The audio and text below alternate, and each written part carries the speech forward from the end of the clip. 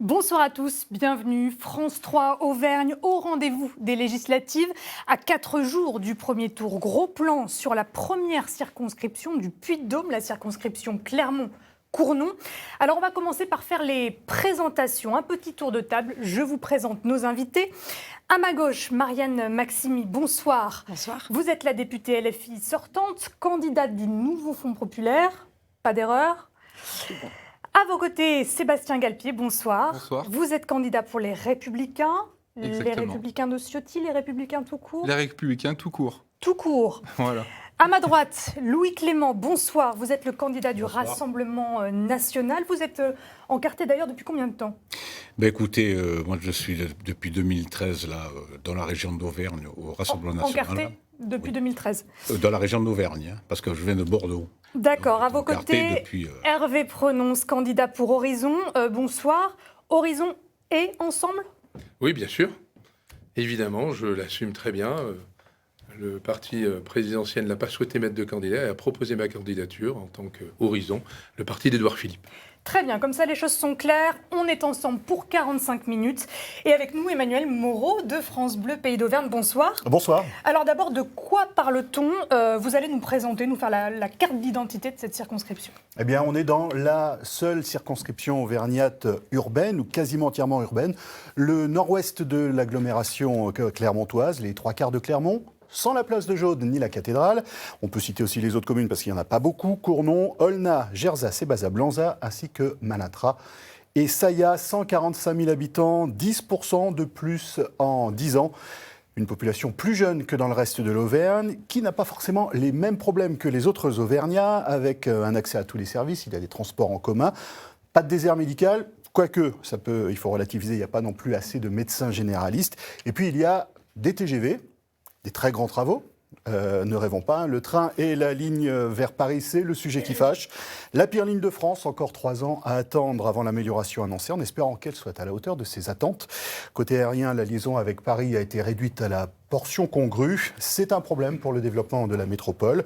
Le poumon économique de la région, Michelin bien sûr, mais un réseau d'entreprises aussi très important et des entreprises qui ne veulent pas avoir un train de retard. Voilà pour le paysage. Et pour avoir une vue globale, on va aussi regarder les résultats des dernières élections législatives. En 2022, il y avait 11 candidats sur votre circonscription. Au second tour, pour rappel, donc Marianne Maximi pour LFI l'avait emporté avec 52,23% des voix devant Valérie Thomas pour LREM. À noter aussi un taux d'abstention énorme, 55,57% au second tour. Alors, on l'a vu avec Emmanuel Moreau, ce paysage de cette circonscription, plus de 145 000 habitants et certainement une bonne partie qui nous regarde ce soir et qui attend des réponses. Alors, on va entrer dans le vif du sujet, on va aborder la première problématique. La première, c'est le thème qui intéresse le plus les Français en ce moment, c'est le pouvoir d'achat. Alors, vous le savez tous, les temps sont durs. Dans votre circonscription, 18,6% de la population a un niveau de vie inférieur au seuil de pauvreté.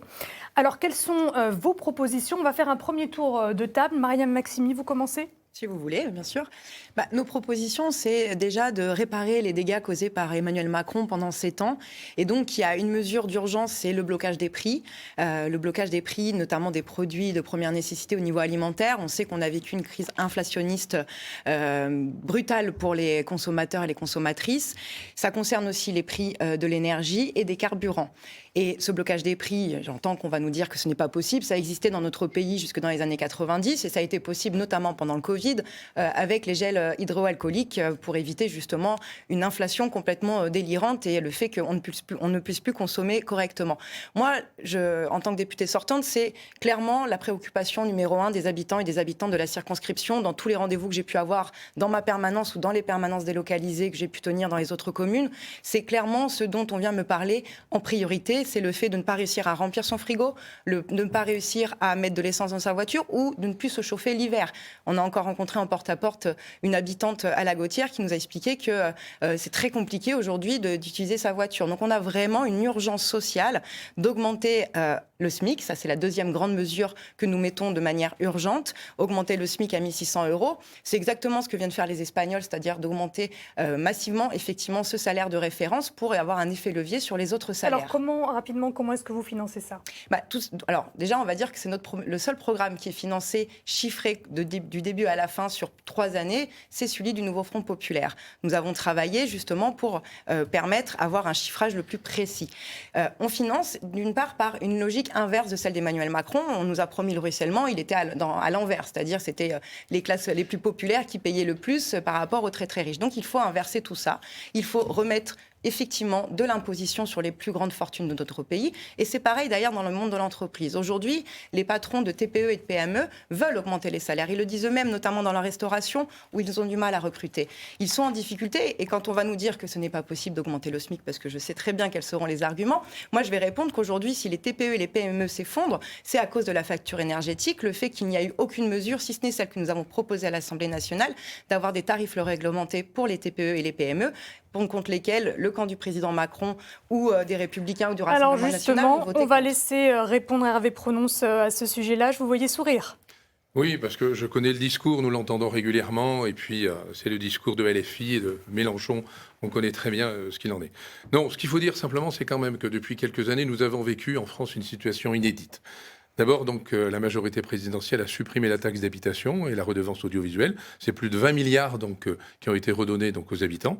Aujourd'hui, nous avons un souci de pouvoir d'achat, mais il ne faut pas oublier non plus que nous avons eu cette crise Covid qui a obligé l'État à dépenser des milliards pour pouvoir faire en sorte à protéger donc, à la fois les habitants et les habitants de la France et de cette circonscription, mais aussi les entreprises. Sans les prêts donc, aux entreprises, sans le bouclier tarifaire, sans les aides au chômage technique, nous aurions eu aujourd'hui une masse très importante de notre économie et de nos pans économiques qui auraient été en l'air. Donc effectivement, on le sait, moi je suis maire, je le constate au quotidien, nous voyons des gens, des retraités en particulier, qui souffrent de la montée des prix. Et ces retraités, eh bien, nous allons leur proposer, c'est partie du programme, l'indexation donc sur l'inflation pour pouvoir avoir des retraites qui sont décentes. Tout à l'heure, Marianne Maximy parlait de l'Assemblée nationale sur l'indexation des retraites sur l'inflation. Tout à l'heure, Marianne Maximy parlait de l'essence. Et là, je me tourne vers vous, Louis Clément, parce que le Rassemblement national propose la baisse de la TVA sur les énergies et donc le carburant. Expliquez-nous. Oui, exactement. Bon, d'abord, dans un premier temps, Jordan Bardella, dans son programme, il dit bien qu'il y a des mesures d'urgence qui vont être prises dès que nous serons en place, c'est-à-dire à partir du 8 juillet. Donc par la baisse de la TVA, effectivement, sur les énergies et en partie le carburant. Nous arrivons dans une période estivale. Pardon. Donc le carburant de 20%, pour que ce soit bien clair, pour ceux qui nous écoutent, de 20% à 5,5%. À 5,5%. Donc ça veut dire que si on prend un plein de samplon 95, par exemple, à 1,53 €, 60% de taxes ne sont pas de la TVA. Donc, après calcul, ce serait moins 10 centimes par litre. Du coup, sur un plein, ça représente combien, Monsieur Clément ? C'est comme chiffre, là, je ne sais pas, c'est les pompes. Non, c'est les pleins à la pompe en bas de chez nous. Voilà, bon, du coup, par litre, par plein, ça représente une économie de combien, Monsieur Clément ? On vous parle de toutes les énergies, oui, mais là, je vous parle de carburant. 5,5 sur toutes les énergies. Donc sur un plein, alors j'ai fait le calcul, du coup, vous ne voulez pas y aller, mais j'y vais. Sur un plein, ça représente à peu près 3,50 € d'économie si on parle de samplon 95. Alors moi, je ne vous dis pas au calcul du samplon 95, mais je vous parle par contre de toutes les énergies. Je vous parle de toutes les énergies, c'est-à-dire le gaz, l'électricité, le carburant. Tout confondu, je pense qu'à l'arrivée, le consommateur, ça ne sera pas 3 € qui va mettre dans sa bourse, ça sera davantage. Et ensuite, pour le pouvoir d'achat, est-ce qu'il y a d'autres mesures que les énergies ? Le pouvoir d'achat, nous, on est prêt, on proposerait évidemment des augmentations de 10%. Bien sûr, à 3 fois le SMIC. 10% sur 3 fois le SMIC. Après, évidemment, vous allez me dire, mais comment vous allez compenser ceci ? Nous allons mettre des mesures en place. Mais la première des choses, pour que bien nos concitoyens comprennent, c'est que les mesures d'urgence, ça, c'est les premières mesures. Après, on va faire un audit. Parce que par rapport à nos adversaires, qui ont fait alliance avec les socialistes qui ont eu le gouvernement, mais qui n'ont jamais rien fait à l'époque, nous, on voudrait savoir qu'est-ce qu'il y a exactement dans les caisses. Parce que depuis notre... Le rapport de la Cour des comptes, monsieur le rapport de la Cour des comptes, depuis l'élection depuis l'élection des européennes, tous les jours les chiffres ils changent. Peut-être que vous avez les bons chiffres, je ne sais pas. On n'a pas entendu M. Galpier sur le pouvoir d'achat. Allez-y, je vous donne la parole. Sur le pouvoir d'achat, nous, les Républicains, on croit en la valeur du travail, on continue de valoriser le travail. C'est pour cette raison que nous, on veut baisser les charges sur les salaires. On veut que le net se rapproche le plus possible du brut, du salaire brut. Parce que si on fait comme la France insoumise le propose, c'est-à-dire d'augmenter tout le monde à 1 600 € net par mois, le problème, ce sera l'inflation, une spirale inflationniste généralisée sur la France, parce que si les entreprises payent plus leurs salariés d'un coup, et ils vont augmenter aussi donc leurs prix, les services qu'ils proposent, ils vont tout augmenter.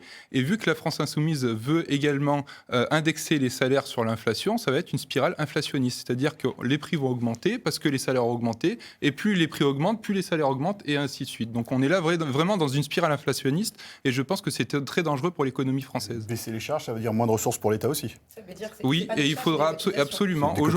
Aujourd'hui, la France, c'est 48% de prélèvement sur 48% du PIB, c'est en prélèvement. Il va falloir faire des économies sur le fonctionnement de l'État, oui, il faut le dire, parce qu'aujourd'hui, avec 3 000 milliards de dettes, aujourd'hui, on ne peut pas continuer comme ça. On ne peut pas continuer de faire des chèques en bois aux générations futures. Parce qu'aujourd'hui, c'est c'est l'avenir de nos générations futures qu'on est en train d'hypothéquer en faisant des promesses qui ne seront pas tenables. Et la France insoumise, avec le Front populaire, fait ce genre de chèques. Ils ont des promesses qui ne pourront pas tenir sur le long terme. Alors du coup, une promesse concrète, un exemple, M. Galpier. Une promesse concrète, c'est augmenter les salaires en baissant les charges sociales. Ça, Comment c'est une promesse vous financez en baissant les charges sociales? Mais du coup, ça fait des recettes. On baisse les charges sociales, en effet, mais c'est aussi voir comment on baisse le fonctionnement de l'État, qui aujourd'hui, baisser la bureaucratie. Aujourd'hui, on souffre de la bureaucratie dans l'État. Par exemple, les hôpitaux, pour prendre un exemple des hôpitaux, il y a 40% des salariés de l'hôpital qui servent pour la bureaucratie et pour l'administration. On a que 60% de soignants.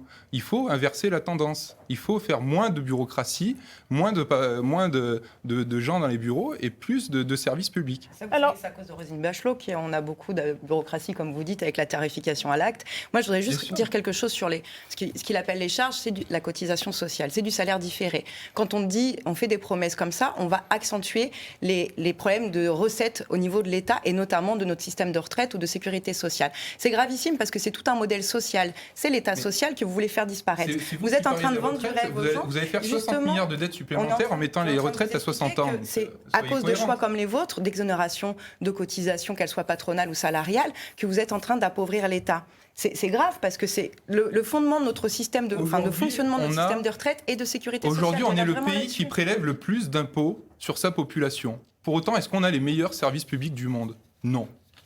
Donc il va falloir à un moment donné trouver des économies pour que l'État soit mieux dans notre pays.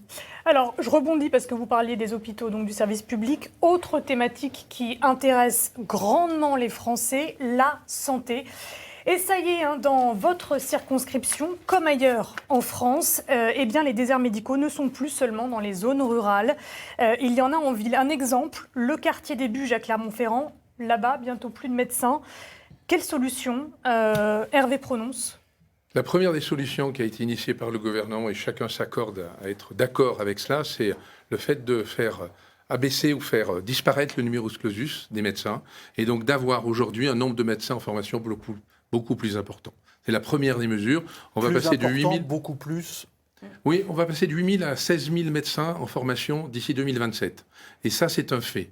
En second lieu, des maisons médicales. C'est ce qui se passe sur ma commune. Nous avons donc, il y a 5 ans de cela, inauguré une maison médicale de Cournon au Cendres, avec une installation de 19 médecins. La télémédecine aussi, la troisième chose qui est importante et qui est en train de se développer, et surtout le fait de généraliser pour les professions paramédicales des actes médicaux, que ce soit les infirmières, les pharmaciens ou autres. Aujourd'hui, compte tenu du fait que les médecins sont en formation et ne sortiront pas, puisqu'on sait très bien qu'il faut 10 ans pour faire un médecin, eh bien, nous avons donc déjà enclenché des mesures pour pouvoir mettre en place donc des actes médicaux par les professions paramédicales. Les déserts médicaux, Louis Clément. Alors nous, les déserts médicaux, ce que propose Jordan Bardella, c'est de faire appel aux médecins et aux infirmiers retraités. C'est déjà le cas. Voilà, c'est déjà le cas, mais là, avec la suppression de l'impôt sur ces salaires qui toucheraient. Et les médecins étrangers? Les médecins étrangers, mais évidemment, on peut faire appel à des médecins étrangers aussi. Il y en a d'ailleurs au CHU à Clermont-Ferrand, je suppose, des médecins étrangers. Oui, c'est le cas. Bien sûr. Il y en a beaucoup. Oui. Après, par contre, je vois monsieur prononce là sur le numérus apertus. Évidemment, nous, c'est dans notre programme aussi. Parce que là, il faut absolument augmenter l'accès de ces étudiants qui puissent passer, qu'on accepte davantage d'étudiants en médecine. Autrement, vous n'y arriverez pas. On n'arrivera pas à combler tous ces déserts. Il faut que les facultés de médecine aient la possibilité d'accueillir plus d'étudiants. Oui, c'est pour ça le problème matériel. Il va falloir investir. C'est déjà le cas, le numerus clausus a augmenté, à Clermont-Ferrand c'est le cas, on a augmenté de 30% le nombre de médecins en formation. Alors évidemment, il faudra des années pour cela, c'est pour ça que les mesures alternatives, comme je l'ai dit, sont le fait que des professions médicales vont pouvoir prescrire. Et ça sera très bien parce que ça va permettre encore l'augmentation du numerus clausus et en fait attendre que les nouveaux médecins sortent. Je reviens juste vers vous, Louis Clément, par rapport à la suppression des ARS, des agences régionales de santé, en faveur des préfets. Est-ce que vous pouvez nous expliquer ? Oui, alors là, c'est dans le programme de Jean. De votre parti ? Oui, bien sûr, oui. Alors, pourquoi ? Parce que il y a une étude qui a été faite là-dessus par nos responsables politiques, et ils trouvent que cette agence, il vaut mieux la supprimer. Par contre, je voudrais vous rebondir sur quelque chose, sans que j'y pense, le rendre l'auto... Supprimer l'ARS ? Quand ? Pourquoi ils veulent supprimer l'ARS et les raisons pour lesquelles ils trouvent que c'est bien de supprimer l'ARS ? Écoutez, oui, parce que ça, c'est pour simplifier un peu tout ce processus qui est en place. C'est une proposition pour accélérer tout cela. Mais tant que j'y pense, je voulais parler aussi pour les médicaments. La réindustrialisation des médicaments dans le territoire sur la France. Parce quand il y a eu le Covid, on a eu le problème avec les masques. On a le problème maintenant le problème avec le Doliprane, on a le problème avec la ventoline. Donc il serait intéressant de faire revenir ces usines au plus vite aussi. Je vous vois réagir, Monsieur Galpier. Oui, non. Après, pour rebondir par rapport à ce qu'a dit Hervé Prononce, je suis assez d'accord par rapport au numerus clausus qui a été remplacé par le gouvernement par le numerus apertus, mais on ne va pas assez loin en réalité. On voit qu'on ne forme pas assez encore de médecins pour les années à venir. Alors il faut renforcer bien sûr les moyens humains et financiers des facultés de médecine pour réussir à former davantage de médecins. Mais comme a dit Hervé, il faut 10 ans, quoi qu'il arrive. Même si on agit aujourd'hui, quoi qu'il arrive, il faut 10 ans pour former un médecin.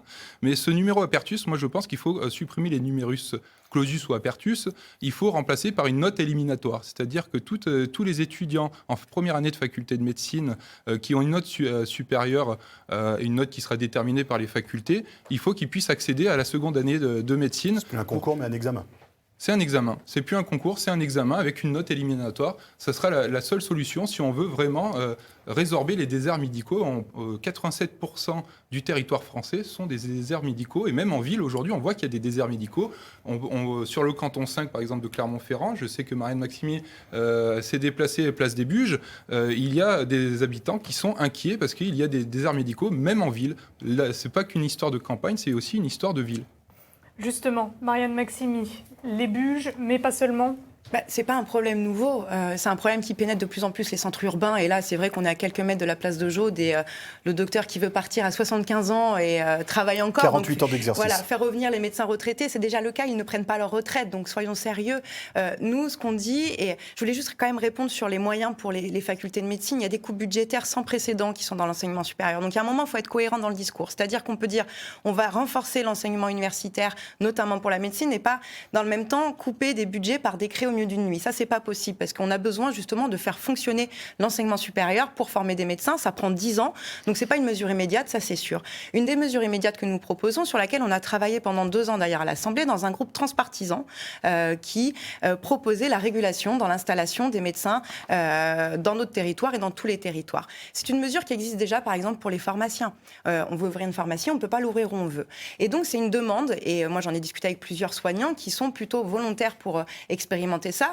Le problème, c'est que nous avons un pouvoir qui est très sectaire, qui n'a pas voulu qu'on propose cette proposition de loi. Et quand on a réussi à le faire passer en amendement, écoutez, le camp présidentiel que représente M. Prononce a refusé de voter cet amendement. Le Rassemblement national de la manière a voté contre. Et pourtant, c'est une mesure assez immédiate pour accompagner l'installation de médecins là où il en manque et les répartir dans différentes zones. Parce qu'on parle des centres-villes, mais les quartiers populaires manquent cruellement de médecins. Par exemple, je pense au Auvergne, depuis le décès d'Alain Lafont, il n'y a pas de médecins. Et c'est insupportable en 2024, dans la 7e puissance mondiale, de se dire qu'aujourd'hui, il n'y a plus de médecins traitants sur les maladies chroniques, mais sur les cancers, sur la pédiatrie, ça concerne tout. Et sur l'hôpital public, je termine là-dessus, parce que oui, l'hôpital public aujourd'hui, notamment à Clermont-Ferrand, des services entiers tiennent grâce à des médecins étrangers qui exercent dans notre pays et qui sont souvent en difficulté. Moi, j'ai été interpellée par des chefs de service pour demander au préfet le fait qu'ils aient des titres de séjour. Et moi, je suis très inquiète du Rassemblement national qui tape sur les immigrés en permanence, alors que c'est eux qui font tenir le pays, que ce soit des médecins d'ailleurs ou des aides-soignantes. Je vous laisse réagir Oui, d'abord. alors Luc Clément. moi, juste quelque chose, Madame Maximi. Moi, je m'étonne, vous parlez de l'Assemblée, que vous votez tout ça. Moi, je vais vous dire quelque chose. Absos au vote de Marianne Maximi a participé à seulement 121 votes sur 546. Ce qui indique un taux d'absentisme de 77,9.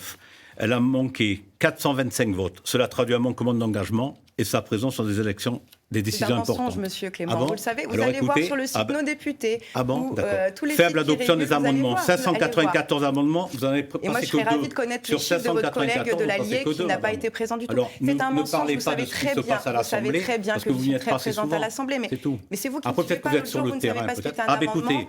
après les votes contestés, sans vote contre l'ensemble des propositions de loi visant l'accroissement, le financement de l'activité de la France, soulève des interrogations, ses priorités et ses positions. Je n'ai pas compris ce que vous venez de dire, je suis désolée. Alors, je vais vous le redire. Sans vote contre l'ensemble de la proposition de loi visant à accroître le Là, on parlait des financement et médecins Vous l'attractivité. savez ce que Pardon c'était de cette loi vous couper. juste C'était faire entrer les PME en bourse. Effectivement, je suis très fière Non, mais d'avoir enfin, voté contre. sur Est-ce qu'on peut revenir 594 sur le sujet de la amendements, santé, deux. monsieur C'est Clément? pas beaucoup. Est-ce qu'on Vous peut ne revenir connaissez sur pas le le sujet de sujet la de la santé, santé, monsieur bien Clément, qui intéresse beaucoup nos téléspectateurs? Oui. On parlait des Madame médecins, Maximi avait attaqué des le médecins qui député, venaient de l'étranger pour renforcer les Alors, effectifs.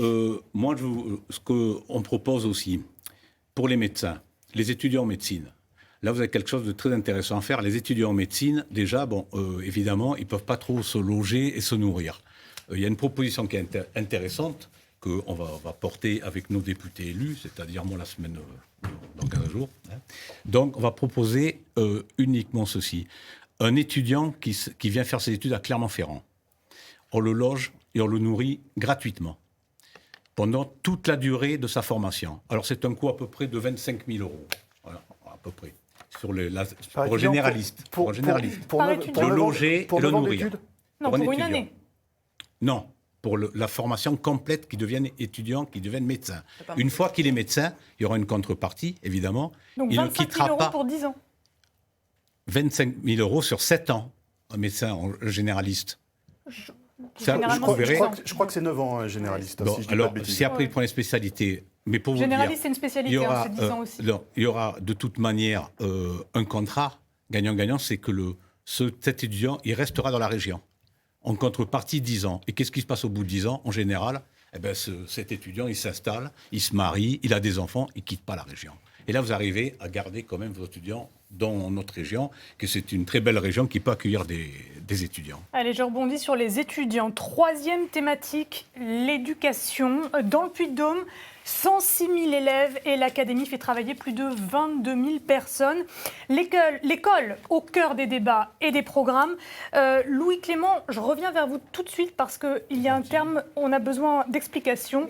Jordan Bardella parle d'un Big Bang de l'autorité, c'est-à-dire... Alors, l'éducation nationale, évidemment, là, il y a beaucoup de choses à faire dans ce domaine-là. Hein. Bon, on ne parle pas des uniformes, tout ça, si vous voulez, on pourra en discuter un peu. Il faut rétablir l'autorité dans les écoles, mais surtout la sécurité. La sécurité pour les personnels, d'abord, qu'ils soient mieux protégés pour les agressions verbales et les agressions physiques. Et une fois que vous rétablissez l'autorité, d'ailleurs dans son programme, il va supprimer les téléphones portables dans les écoles. C'est une chose très intéressante parce qu'on voit bien que les étudiants aujourd'hui, vous le voyez dans la vie de tous les jours, ils vont manger au resto, ils sont toujours avec le portable à la main. Ça, c'est une question de sécurité. Bon, alors la question d'autorité. Pour être attentif, vous n'avez pas besoin d'avoir un téléphone en permanence dans l'école. Mais par contre, il faut rétablir la sécurité dans nos écoles pour les élèves et surtout pour les professeurs aussi. Parce que déjà, vous avez Du une coup, qu'est-ce que vous profession. proposez ? Alors, déjà d'étaler les salaires des des professeurs de début jusqu'à la fin de carrière. Ah non, on parlait de leur sécurité, là. La sécurité, alors bon, il y a des sécurités qui sont déjà mises en place par des caméras vidéo, les portiques de sécurité. C'est quand même malheureux que depuis des années, on en soit arrivé là. Hein. Autrefois, on allait à l'école, on rentrait en sortie, il n'y avait pas besoin de ça. Donc c'est un problème déjà d'autorité qu'il faut rétablir. 99% du temps, il n'y a aucun souci à l'école. Oui, mais Il y a c'est des les 10% qui gênent. endroits... C'est les 10% qui nous gênent, surtout. Hervé Pronon, sur l'éducation. D'abord, l'éducation a été une priorité du gouvernement. En 5 ans, le budget donc, de l'éducation nationale est passé de 50 à 65 milliards d'euros. Je voudrais revenir, moi, sur le problème de sécurité. On travaille, nous, au département, sur la sécurité dans les collèges. On travaille en parallèle aussi avec la région pour sécuriser les lycées. Et je suis très attaché, moi, en tant que maire, aussi à la laïcité. Cette laïcité auquel nous devons donner une priorité demain pour les jeunes et pour les étudiants. Moi, je travaille sur ma commune avec un passeport de la laïcité à partir du CM2, qui est donné donc en début d'année avec 10 missions réalisées pendant l'année pour faire en sorte que les jeunes enfants deviennent de vrais citoyens, deviennent des citoyens qui s'intègrent dans notre société et qui s'intéressent en réalité à l'éducation, bien au-delà de leur confession religieuse ou leur confession politique, ou du moins de celle de leurs parents. Marianne Maximi, au sujet de l'éducation, quelles sont les propositions de votre groupe ? Alors moi, déjà, il y a une urgence, c'est que dans notre département, on est à un moment historique en termes de fermeture de classes. C'est très grave. Rien que sur notre circonscription, c'est 10 classes qui vont disparaître, dont 5 en QPV, donc c'est en quartier politique de la ville, donc prioritaire. Donc, quand on me dit qu'il faut remettre l'autorité à l'école, moi, je pense que si l'école doit refaire autorité, c'est possible, mais il faut déjà qu'il y ait des classes qui soient ouvertes en nombre suffisant, qu'on n'ait pas des sureffectifs. Il y a des endroits, même à Clermont-Ferrand, où les enfants sont 30 par classe, c'est beaucoup trop pour enseigner. Puis, il y a des endroits aussi où on n'a pas de remplaçants pour être devant les classes. Donc, il faut réparer ça. Il faut reformer des professeurs, notamment sur les questions de laïcité. Effectivement, c'est important que l'école soit un vecteur de la laïcité. Mais aujourd'hui, ce que nous disent les professeurs, c'est qu'en termes de formation, le compte n'y est pas, qu'en termes de salaire, pour être attractif comme secteur, le compte n'y est pas. Moi, je rappellerai quand même qu'il y a 40 ans, un professeur commençait à 2,3 au-dessus du SMIC. Aujourd'hui, il est à 1,2 au-dessus du SMIC. On est dans un pays où les professeurs, dans nos écoles, qu'elles soient primaires ou jusqu'au lycée, sont moins bien payés que nos voisins européens. Donc on a vraiment un enjeu aussi de remettre de la valeur aussi dans l'enseignement. Et ça, c'est pas ce qui a été fait par Emmanuel Macron. Aujourd'hui, on a vu des speed dating pour recruter des profs, ce qui dévalorise effectivement le fait de faire autorité. Quand on a des professeurs qui arrivent, qui ne sont pas formés, c'est compliqué effectivement pour enseigner. Et on a besoin vraiment de remettre ce métier au cœur d'un dispositif de politique publique. Et pour l'instant, moi j'entends beaucoup plus ces partis politiques taper justement sur les enseignants que les soutenir quand ils se mobilisent pour dire qu'il manque de moyens. Et ça, c'est cruel dans notre département et dans la circonscription, c'est le cas. Je vais vous laisser réagir, Monsieur Galpier. Juste avant, Hervé Prononce, qui voulait réagir directement à ce que vient de dire Marianne Maximi. Oui, deux choses de Marianne Maximi. Marianne Maximi a oublié de dire quand même que dans les classes de CP, nous avons dédoublé dans les secteurs prioritaires, et vous le savez très bien, Marianne Maximi. Et vous fermez 5 classes. Madame Maximi, vous savez très bien que cette mesure-là est hyper appréciée par les enseignants. Moi, j'en connais. Sur ma commune, je les côtoie au quotidien. Vous savez que je n'ai pas dit le contraire. Oui, d'accord, mais vous ne mettez pas en valeur la réalité, justement, de l'action du gouvernement. L'action du gouvernement dans ce domaine-là a été décisive. Aujourd'hui, ces enfants-là arrivent donc en fin de cycle, savent lire et écrire, alors que quand vous aviez 20 ou 25 enfants dans des quartiers difficiles avec plusieurs nationalités, des enfants qui ne parlaient pas français, aujourd'hui, nous les avons dédoublés. Et en second lieu, je suis d'accord avec vous pour l'augmentation. Et vous le savez très bien qu'on est dans un plan d'augmentation des salaires des enseignants qui, évidemment, par rapport aux autres pays européens, alors je ne vais pas prendre la Suisse parce que le salaire moyen en Suisse est très élevé, mais par rapport aux autres pays européens, nous avons du rattrapage. Voilà, la revalorisation des salaires des enseignants, un point commun, est-ce que c'est exactement... En réalité, on voit qu'il y a une crise de la vocation des enseignants. Les enseignants ne sont pas assez valorisés, ils ne sont pas assez considérés, et surtout, le pas de vague a fait beaucoup de mal. Il a rompu le lien de confiance qu'il y avait entre les enseignants et leur hiérarchie. Aujourd'hui, nous, ce qu'on propose, c'est vraiment un plan pour aider les professeurs et les enseignants à être vraiment acteurs avec leurs élèves. Et surtout... Ce plan, il se traduit comment concrètement ? Concrètement, c'est d'accompagner les élèves et les professeurs avec la hiérarchie, que quand il y a des problèmes dans l'école, que les problèmes soient réglés, vraiment réglés. Ça n'est pas le cas actuellement, selon vous ? Non, pas tout le temps. Hier, vous voyez, j'étais en lien avec une professeure des écoles de la circonscription à Clermont-Ferrand, qui est REP+, et qui m'expliquait que cette année, elle est professeure de CP, et elle m'expliquait que cette année, c'est la deuxième fois qu'elle est menacée par des parents d'élèves, et qu'elle a donné, elle a dit ça à sa direction, elle a donné l'information et à sa hiérarchie, et la hiérarchie n'a rien fait, absolument rien. Donc il faut donner aussi, faut de nouveau donner confiance aux professeurs envers leur hiérarchie. Il faut que ce lien de confiance soit rétabli. Vous parliez des REP. Louis Clément, Jordan Bardella dit qu'il veut les supprimer. Il faut absolument faire la collaboration entre les élèves, les parents et les professeurs. Ça, c'est une chose qui est très importante, d'organiser des réunions, surtout quand c'est, comme nous dit notre candidat, là, par rapport à ce qui se passe. Dès qu'il y a un problème, il faut que ça remonte. Mais nous, on est pour augmenter les réunions entre les parents, les professeurs, dans les quartiers sensibles. Est-ce que vous pouvez me répondre sur les REP, s'il vous plaît? Les REP. Les REP? La suppression les des réseaux d'éducation d'éducation prioritaire. Alors, là, c'est pareil. Si jamais vous avez des élèves qu'on ne peut pas gérer, comment vous voulez faire? Ça n'a rien à voir avec les REP. De quoi? Votre programme, c'est de supprimer les REP. Les zones? Les réseaux d'éducation prioritaire, c'est le programme de Jordan Bardella. Ah ben, excusez-moi, là, vous me posez une colle, je n'ai pas vu. Alors, je passe à Hervé Oui. Prononce. Oui, moi, au quotidien, en tant que maire, nous faisons déjà ce travail-là. En tant que maire, lorsqu'il y a un souci dans nos écoles, il est tout de suite identifié avec l'adjointe aux affaires scolaires, avec le personnel communal et avec les enseignants. Et nous réagissons systématiquement pour éviter que cela ne déborde ou qu'on ait des attitudes dans l'école qui soient à l'inverse de la laïcité. Ce discours-là, ce discours de contact, quand on est maire, quand on est responsable politique, on le fait déjà. Et c'est pour cette raison qu'il nous faut ce maillage territorial en collaboration avec l'éducation nationale, les communes et surtout les parents. Et c'est un travail au quotidien qu'on réalise. Alors, on en a parlé un petit peu durant cette dernière thématique, l'emploi et les retraites. Sur votre circonscription, 45,6% des habitants déclarent avoir un emploi. Hervé Prononce, je vous laisse la parole. Pour Horizon et Ensemble, quelles sont vos propositions ? Nous avons dans cette circonscription le bassin d'emploi le plus important du département, même de l'Auvergne. Les zones de Ladoux, les zones de Brézé, la zone de Cournon, les zones de Sébaza, avec des fleurons comme Michelin. Évidemment, l'emploi est très important. Nous avons donc nos habitants qui vivent dans les communes de Clermont ou le périurbain.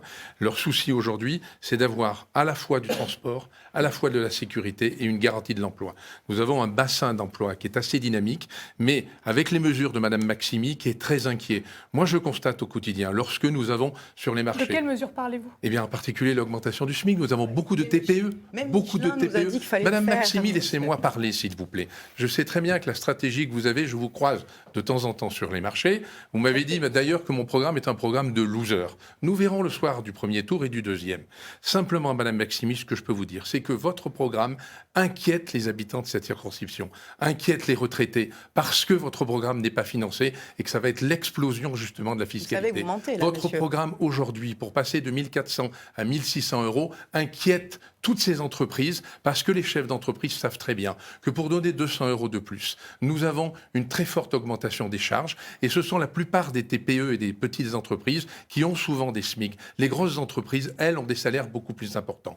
Aujourd'hui, le Front populaire que vous représentez, à la LFI, avec votre grand chef, votre grand Manitou Mélenchon, est un danger pour la France, et c'est pour cette raison que je ne veux pas du chaos. Je ne veux pas pour cette circonscription que vous soyez reconduite, parce que la LFI aujourd'hui, on l'a bien vu d'ailleurs hier, avec le débat avec M. Bompard, votre LFI et votre structure en réalité de parti politique n'était représentée qu'avec des députés LFI, juste M. Bompard. On va laisser réagir Marianne Maximi sur le SMIC, mais j'aimerais qu'on aborde aussi les retraites. Bien sûr, mais moi je veux bien faire les deux sujets, parce que sur le SMIC, ce que dit M. Prononce, c'est un mensonge. C'est-à-dire que c'est une demande des TPE, des PME. 60% des petits patrons demandent à pouvoir augmenter les salaires.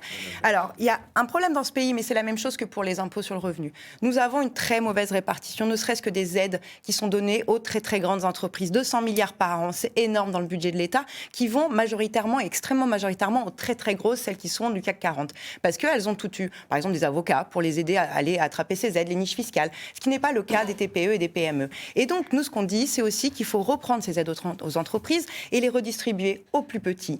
Il faut les conditionner aussi, c'est-à-dire à des critères sociaux, environnementaux, ce qui n'est pas du tout le cas. Aujourd'hui, des très grandes entreprises qui suppriment des emplois et qui polluent peuvent recevoir des aides publiques. Donc, pour les par retraites, exemple, pour parce que le temps financer, ça passe, fait partie d'un des Marianne leviers. Maximi. Sur les retraites, nous avons dit très clairement que dès le début de notre gouvernement, dès les 15 jours, nous abrogerons la réforme des retraites d'Emmanuel Macron, celle qui a poussé l'âge de départ à la retraite à 64 ans. C'est une mesure urgente. 93% des Français y étaient opposés. Ils étaient dans la rue. Ils ont vécu ça comme une injustice sociale énorme. Et donc, il faut revenir déjà à ce qui était avant et puis aller vers autre chose, un autre modèle. Et ça, c'est ce qu'on pense. Et moi, j'interpelle, par contre, j'aimerais bien avoir la réponse aussi du candidat du Rassemblement national, parce qu'il y a un cafouillage énorme. Hier, on a appris que c'était 66 ans pour M. Monsieur Prononce qui a horizon, je crois que c'est 65 ans.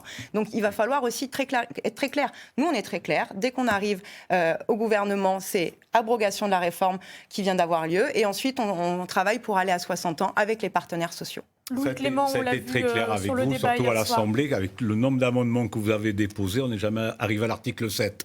Donc ça vous a arrangé Est-ce qu'on sûrement. peut répondre sur les retraites? Effectivement, la ce retraite, calcul non, fait c'est par pas Jordan compliqué. Bardella hier Le soir. calcul de Jordan Bardella, c'est après quelqu'un qui a commencé avant 20 ans, avec 40 annuités par à 60. Oui, et ensuite, pour Ça, ceux c'est qui ont clair. choisi de faire des études, on avait l'exemple d'un étudiant alors, qui avait alors, 24 alors, ans. Si vous avez, alors, 24 ans. il a pris l'exemple, je pense... 24 ans. 24 ans, Donc ça le fait terminer à 66 ans. ça le fait partir à Donc 66 plus que la réforme actuelle. 66 ans, oui. Parce que vous passez, ça sera du progressif. C'est-à-dire que tout ça, là, ce qui a été proposé, ce qu'il a dit encore hier, ça, c'est 42, ça sera du progressif pour arriver à 42 annuités. Hein. Parce que la méthode que vous dites, là, de tout mettre à 60 ans, de toute manière, le pays serait ruiné, c'est obligatoire. Mais par contre, si jamais ça évolue, la situation évolue, ça pourra être rectifié. Hein. Il n'y a pas de problème. Mais là, on ne peut pas avancer des chiffres comme vous faites. Vous ne savez même pas combien il y a dans les caisses à l'heure actuelle, parce que la Cour des comptes, bon, on ne va pas en reparler. Mais là, vous ne pouvez pas avancer des chiffres comme ça, à l'aveuglette. Bon, votre alliance, c'est pour les élections, c'est pour passer. Il est financé. C'est votre Allez voir poste. sur Internet, vous nous avons jouez des sur votre chiffres poste, mais très pas sur précis, l'avenir des Français. Notamment par l'égalité salariale femmes-hommes, par exemple. C'est 5,5 milliards, et ça, c'est la Caisse nationale d'assurance vieillesse qui le dit. Enfin, il y a des leviers quand même. Mais après, de taxer, comme vous dites, vous voulez taxer les entreprises. Vous voulez taxer les gros salaires et tout ça. Vous allez avoir beaucoup de travail la première année. Là, on partait mais vous des aurez plus rien à retraites et je deuxième voudrais année. qu'on reste sur Vous le n'aurez sujet. plus Je rien vais à passer deuxième à année, ils seront Sébastien tous partis. Galpier, s'il vous plaît. Oui, sur l'emploi, déjà, par rapport à l'emploi, moi je suis très inquiet par rapport au SMIC à 1 600 €, je le redis, parce que ça va être un choc de la compétitivité en France. Les TPE-PME vont en souffrir, ça va être une spirale inflationniste, et c'est la fin, et encore une fois, ce sera la fin des TPE-TPME. Il n'y a pas 100 000 solutions pour créer de l'emploi en France, il faut renouveler avec la croissance. Il faut continuer à investir dans les secteurs importants, et il y a des secteurs d'ailleurs qui ont du mal à recruter en France. Il faut aussi investir sur la formation des jeunes vers des emplois qui recrutent. On parlait de l'hôtellerie-restauration qui peut recruter, mais un des grands freins, c'est des salaires qui sont trop faibles. Mais c'est aussi le bâtiment. Le bâtiment Aussi, recrute tout à beaucoup. fait. Et d'ailleurs, il y a une crise du logement aujourd'hui en France. Mais ils ne trouvent pas parce que les salaires ne sont pas on assez n'arrive élevés. pas à produire assez de logements en France par rapport à la demande. Donc là aussi, il faut orienter les formations vers des métiers qui recrutent. Très rapidement, Eva de Prononce, j'aimerais vous entendre sur les retraites et sur l'emploi. Moi, je vous ai dit, les retraites doivent être revalorisées ces prochains temps et suivre l'inflation. Il est irresponsable d'entendre un discours comme celui de Marianne Maximi, qui rase gratis et qui nous explique qu'on va revenir à la retraite à 60 ans. C'est irresponsable tout simplement parce qu'on a une pyramide des âges qui augmente, vous le savez très bien, les uns et les autres, qu'on aura de plus en plus de retraités. Et avec le système que nous avons, les retraites sont financées par ceux qui travaillent. Nous aurons demain beaucoup plus de retraités. Aujourd'hui, il est irréaliste d'exposer ou d'expliquer qu'on aura une retraite à 60 ans. C'est endetter nos enfants et nos petits-enfants et c'est handicaper demain celles et ceux qui ont une retraite, parce que la seule solution, si on revient à la retraite à 60 ans, c'est de baisser les pensions. Il est hors de question de baisser les pensions. On a des retraités qui souffrent. Nous les indexerons sur l'inflation et nous aurons donc des retraites qui seront, ces prochains temps, préservées avec la réforme.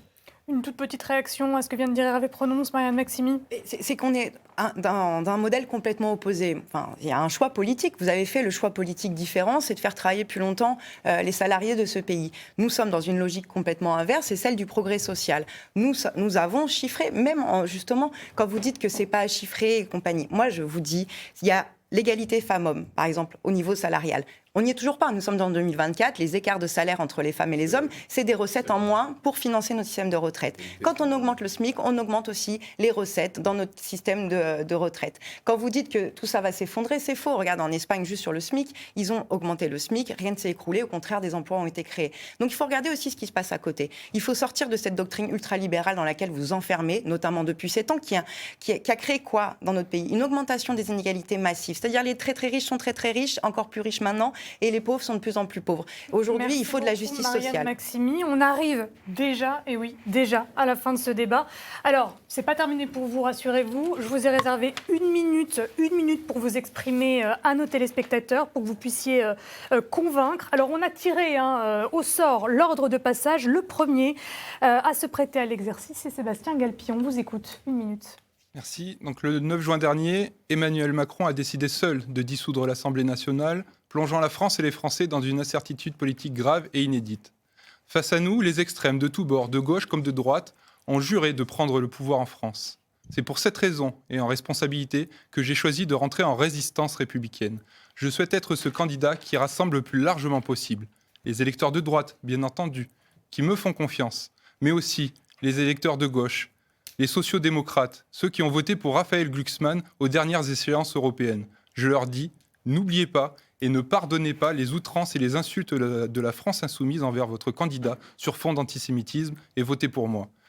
Aux électeurs de la majorité présidentielle, Emmanuel Macron est une impasse politique. Il n'a fait qu'augmenter le vote des extrêmes depuis 7 ans. Vous ne pouvez plus lui faire confiance, et encore moins faire confiance à son candidat qui se présente sur cette première circonscription. Le 30 juin prochain, votez pour Sébastien Guelpier. Entrez avec moi en résistance républicaine pour être sûr d'être du bon côté de l'histoire. Marianne Maksimy, vous passez en deuxième position. Allez-y, on vous écoute 1 minute.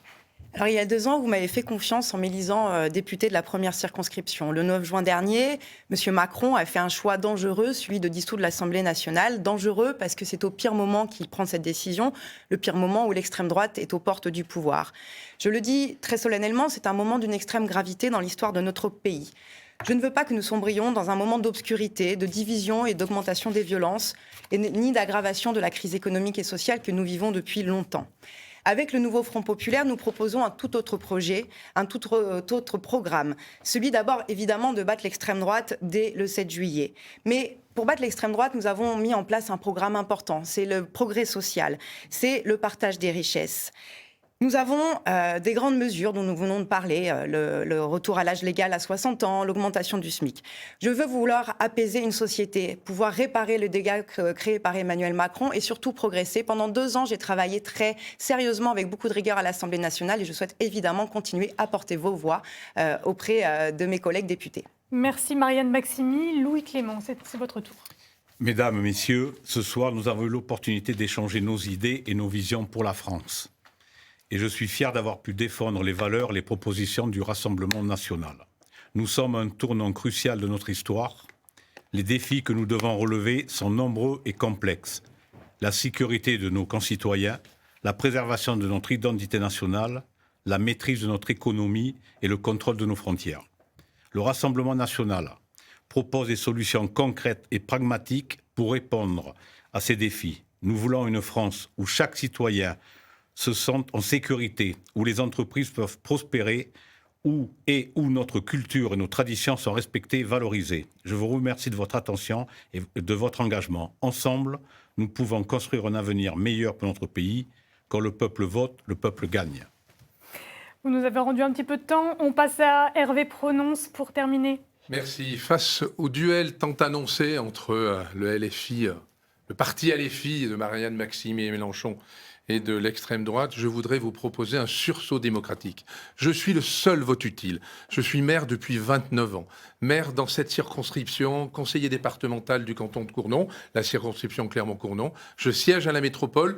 Je travaille en collaboration avec l'exécutif, avec le maire de Clermont, contrairement à Marianne Maksimy, qui est systématiquement contre tout ce qui est proposé, ne participe en rien, ne vote jamais le budget, et aujourd'hui vient nous donner des leçons à la fois économiques et des leçons de territoire.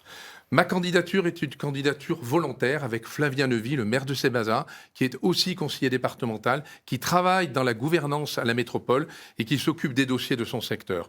Je serai donc un député impliqué demain, si vous me faites confiance, un député au contact du terrain, au contact du monde associatif, au contact de toutes celles et tous ceux qui font l'esprit de cette circonscription et qui font le quotidien. Je serai demain le seul candidat qui est le vote utile avec Flavien Neuvy.